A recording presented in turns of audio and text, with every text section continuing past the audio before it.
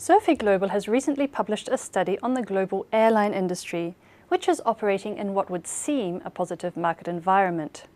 Passenger and cargo volumes have been growing. Fuel prices, which make up a substantial part of operating costs, have been low. Industry consolidation undertaken over the past few years has improved cost efficiency, and airlines have been diversifying their revenue by focusing on ancillary services, which accounted for 22% of revenue in 2016 compared to 10% in 2007. Yet both industry revenues and profits dropped in 2016. Global commercial airlines revenues amounted to €337 billion in 2016, representing a 2% drop on 2015. So what is the spanner in the works of this otherwise rosy picture? Price pressure primarily put on the industry by low-cost carrier competition, which has led to lower average revenue per passenger and thus to depressed industry revenues and profits.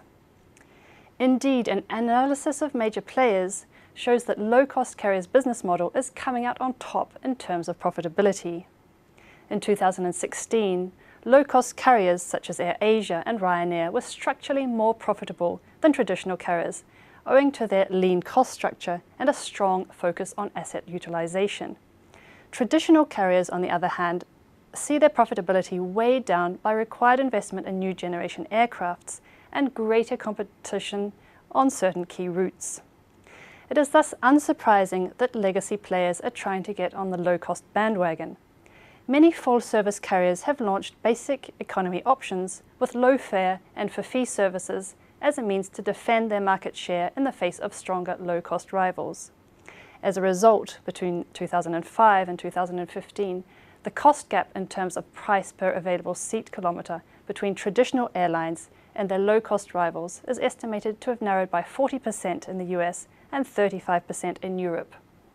While full-service carriers are focusing on cost reduction through unbundling and enhanced pricing and customer segmentation, leading low-cost carriers continue concentrating on cost control and ancillary revenues, but are also increasing their focus on passenger services and are venturing into long-haul lines.